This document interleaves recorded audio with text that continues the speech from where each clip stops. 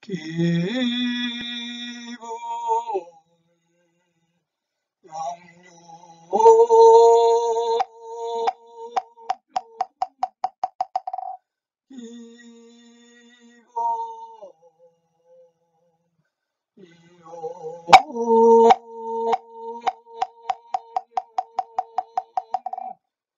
이소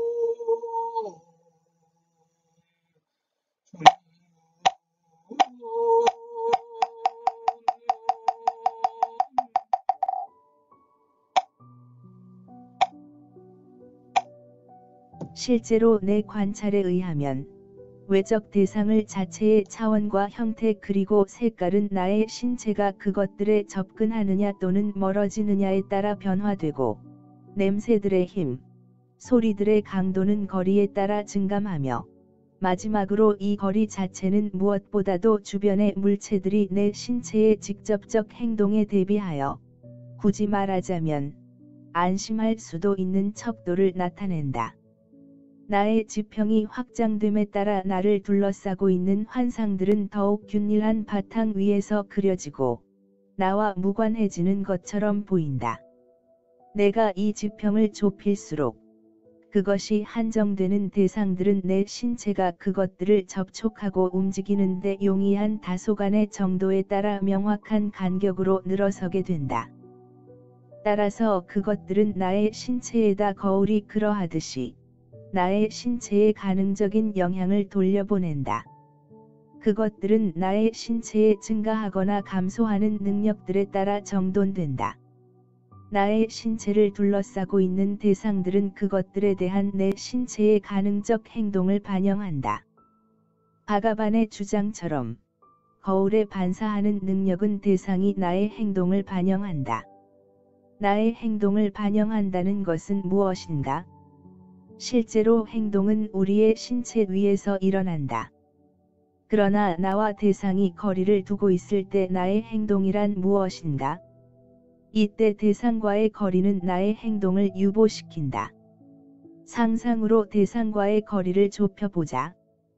예를 들어 어느 일정 거리를 점유하던 바늘이 나를 향하여 다가올 때 나의 신체는 긴장하며 바늘을 주시한다. 그러다가 바늘이 나의 신체에 접촉하는 순간 나의 신체는 그 긴장에 대한 방어 태세를 넘어 실제적 행동으로 반응한다. 즉 몸을 움찔하거나 나의 성대에 진동을 보내어 소리를 지르게 하거나 하는 여러 방식으로 자신을 변화시키거나 심지어 그 바늘의 끝을 무디게 만들거나 부러뜨리는 적극적인 방식으로 대상을 변화시킬 수도 있다. 바가반이 앞서 언급한 지식에 대해 나에게 수온 된 대상과의 거리를 점차 멀어지게 해보자. 그래서 나에게 위협으로 다가왔던 바늘이 나의 신체로부터 점점 멀어져 이제 더 이상 보이지도 않고 조차 할 수 없는 경우에까지 도달했다고 하자. 이제 바늘은 내 앞에 없으며 조차 할 수 없다. 그러나 나의 의식에는 아직도 바늘이 남아있다.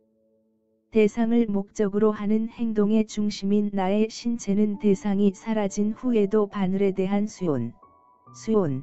이 기억으로 남아 사라지지 않는다. 며칠이 지나도 나는 바늘에 대한 을 떠올릴 수 있으며 그것은 실제 할 수 있는 것처럼 또렷하기도 하다. 만일 그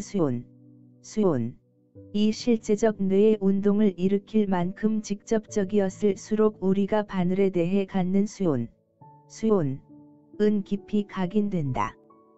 이 의식적 수온과 표상 바가반은 의식적 수온에 대해 다음과 같이 언급한다. 지각 대상에 대한 3가지의 느낌 영납, 지각을 말하는데 첫 번째는 괴롭다는 느낌 고수이고, 두 번째는 즐겁다는 느낌 악수이고, 세 번째는 괴롭지도 즐겁지도 않다는 느낌 부고부악수이다. 즐겁다는 느낌 악수이란 그 지각 대상이 사라질 때, 즉 지각 대상과 헤어질 때 그것과 다시 만나고 싶어하는 욕구 화합욕가 있는 것을 말한다. 괴롭다는 느낌 고수이란 그 지각대상이 생겨날 때 즉 지각대상과 만날 때 그것과 떨어지고 싶어하는 욕구 괴리욕가 있는 것을 말한다. 괴롭지도 즐겁지도 않다는 느낌 부고부악수이란 이들 이가지 욕구 욕가 없는 것을 말한다. 그러나 대상 없이 어떻게 수온이 가능한가? 이때 바가바는 사람들이 뇌수가 대상인 수온을 산출한다고 말한다. 쉽게 말해서 우리의 머릿속에서 대상을 떠올리는 것이다. 바늘에 대한 우리의 최초의 수온은 바늘이라는 대상 없이도 뇌수의 진동에 의해 떠올릴 수 있는 방식으로 나의 신체를 반응하게 한다. 바가바는 이러한 신체의 반응을 표상이라 말한다. 우리의 표상이 비개인적인 것으로부터 시작한다는 것을 잘 알고 있다. 조금씩 그리고 귀납이 힘에 의해서 비개인적 표상은 우리의 신체를 중심으로 받아들이고 우리의 표상이 된다. 뇌수는 외부 대상들이 남긴 진동을 유입 신경들의 진동들에 의해 뇌에 각인시킨다. 따라서 우리의 뇌수에는 수온들이 남긴 진동들을 간직하고 있다. 바가바는 위의 기억 이론에서 몸에 각인된 그래서 몸의 자동화가 이루어지는 습관 기억에 대해 자세히 논한다. 습관 기억이란 바가반에 따르면 현재적 기억을 말한다. 이때 현재적이란 현실적이며 유용성의 측면을 따르는 것이다.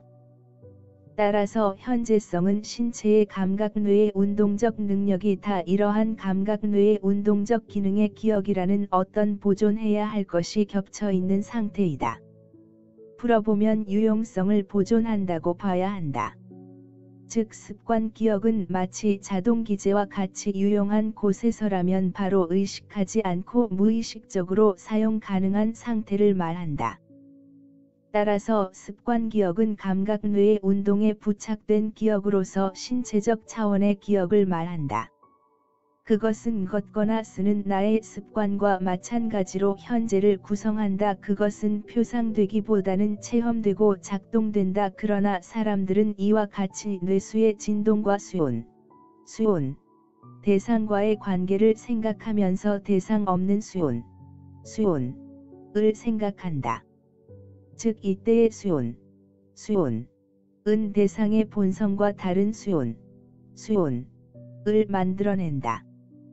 그리고 그 대상, 다시 말해 물질은 수온과 다른 것이라고 말한다. 이렇게 표상은 산출된다. 그들은 우리에게 뇌수를 제시하는데 이것은 물질적 우주의 나머지와 그 본질에 있어서 유사하며 따라서 우주가 환상이라면 그것도 역시 환상이다. 그리고 나서 그들은 이 뇌수의 내적인 뇌의 운동들이 뇌수의 진동들의 환상을 무한히 넘치는 환상인 물질적 세계 전체의 표상을 창조하거나 결정하기를 바라는 까닭으로 이 분자적 뇌의 운동들 속에서도 뇌의 운동 일반 속에서도 더 이상 다른 환상들과 같은 환상들을 보지 않고 하나의 환상보다 더하거나 덜한 것이 될지 모르는 어떤 것, 아무튼 환상과 다른 본성의 것이어서 거기서부터 표상이 정말 기적적으로 흘러나오는 그러한 것만을 보는 채 한다. 물질은 표상과는 극단적으로 다른 것, 따라서 우리는 그것에 대해 어떤 환상도 가지지 못하는 것이 된다.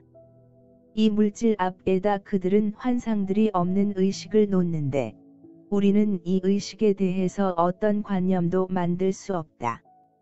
결국 의식을 채우기 위해서 그들은 진료 없는 이러한 사유의 형식 없는 이러한 진료가 행하는 이해할 수 없는 작용을 만들어낸다. 진료든 형식이든 이 둘 간의 관계가 어떻든지 행동의 중심인 나의 신체와 물질 앞에 나타난 표상이란 무엇인가? 도대체 이 뇌의 운동들이란 무엇인가? 불교학자의 언급처럼 환상들이 환상을 창조할 수 없다. 또한 가정상 나의 신체의 환상에 불과하기 때문에 그것으로부터 우주 전체의 환상을 끄집어내려고 하는 것은 부조리한 일일 것이다. 즉 물질인 나의 신체가 그것이 뇌수의 진동이라 할지라도 그 자체로 물질인데 어떻게 물질을 만들어낼 수 있느냐 하는 것이다. 대상은 대상 자체로 표상되지 않고 존재한다. 그 자체로 존재하는 대상은 표상의 개입을 필요로 하지 않는다. 대상 그 자체란 무엇인가를 덧붙이거나 빼는 방식이 존재하는 것이 아니라 온전히 스스로의 방식으로 존립하는 것이다. 그것은 물질적 세계가 나의 신체, 뇌수를 이루는 것이지 나의 신체, 뇌수의 진동로부터 물질적 세계 전체가 이루어지는 것은 아니다. 물질 전체, 즉 우주는 전체적으로 존재한다.